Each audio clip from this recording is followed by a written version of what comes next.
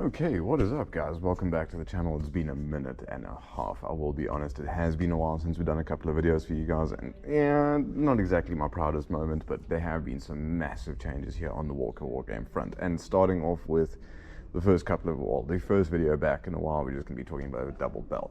So basically, this is one of the biggest changes that we've gone through recently, is we are changing the brands that we are carrying.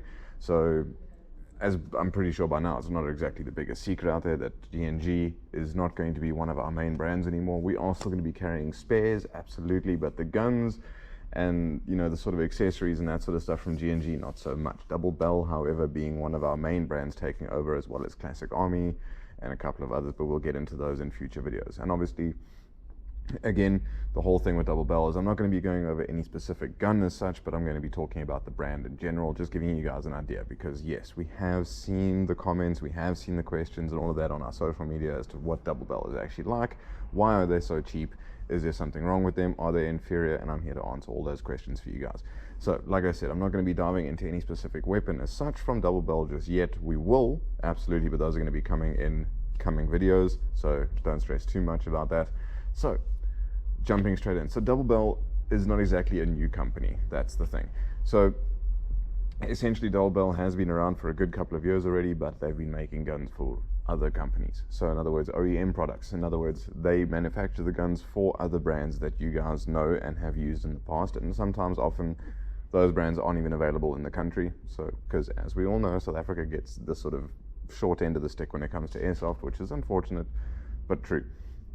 So Double Bell have now recently decided that they're going to be growing into their own market now, and instead of just doing OEM weapons for other manufacturers and letting them get all the glory, they have decided to do their own thing.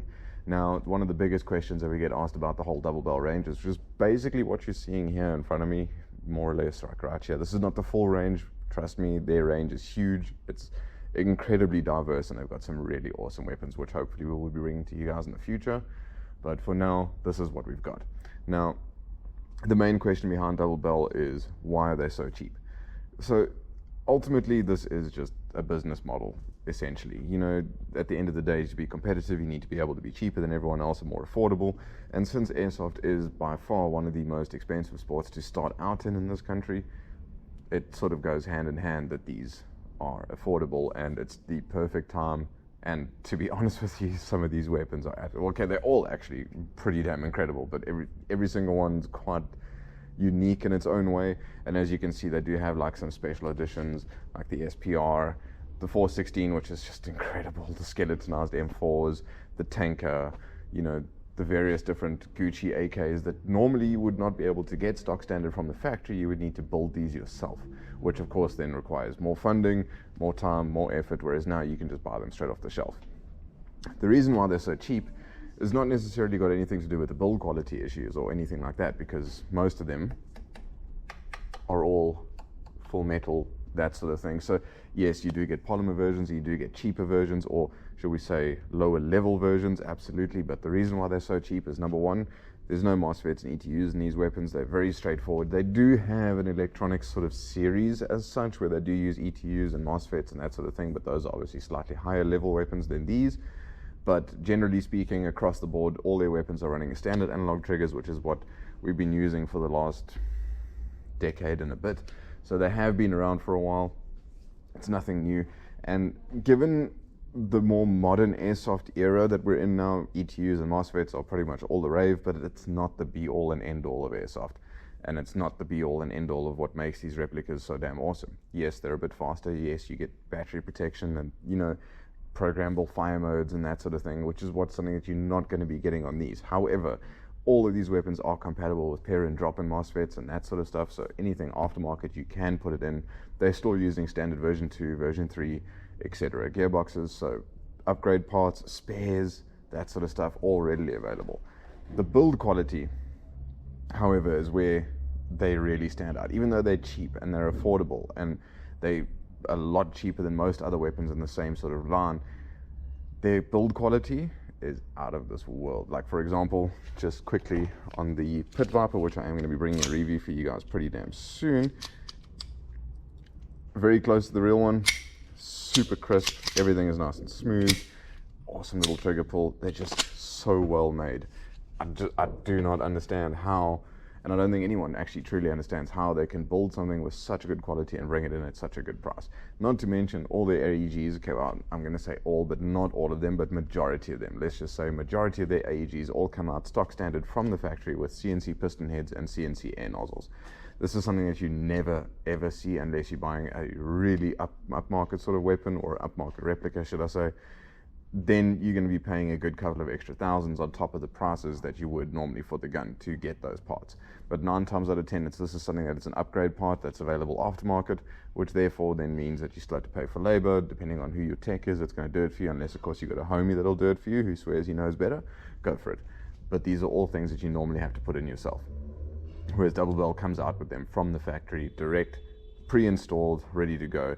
And as you saw with Pit Viper, excellent build quality, and they make some pretty cool little variants like the M4 Tanker, which is something you don't really see, the Scar L, and as most of you guys who do know me know, I love the Scars.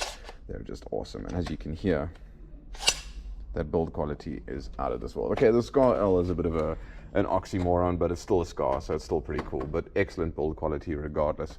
Super affordable, as is every other gun in the Double Bell range, like the SPR, which is next level sexy, the Romanian AK, the AK-110 carbine, the AK-74S, the customized AKs, or the Gucci AKs as they call it, the various different pistols that they make, the skeletonized M4s, the Tanker, and obviously as we get more and more of their range, we will of course do more and more reviews, and we will start reviewing each individual weapon itself in the coming videos. That being said, like I said, there have been some massive changes in the store, this being one of them. You know, new brands, new agencies, that sort of thing, trying to bring new weapons into the market, new affordable weapons, and try to bring up the sort of new guys that are getting involved in airsoft that simply cannot afford it, hopefully making it a little bit more affordable for you guys. And like I said, and amongst all these big changes, one of the big changes is the fact that we are moving storefronts in the coming weeks. So probably the end of this month, we will be out of here and into the new store. I'm not sure how long it's going to take to get videos out after that, but hopefully soon. And once we're in the new store and settled, then obviously the reviews are going to continue as normal, which is where you guys will be able to see more Double Bell, more in-depth Double Bell, Classic Army, WeTech, various different things, including a really awesome pistol package that we got from Double Bell, which includes the Glock 17, or the G17, sorry, let's not say Glock, but the G17, as well as a whole lot of other extras which you guys are really going to want to see. And for those of you guys that are looking at getting a pistol, I would wait for that one, because that one's going to be awesome. So guys, as I said, it's good to be back on the channel, good to be making videos for you guys again, and so awesome to be back fiddling with new guns, new products, and just all around new things, new challenges, new opportunities, some really good things coming up. So as always guys, hit that like button, hit the subscribe button to keep us going, stay tuned for following reviews, and we'll see you guys in the next video and in the next store.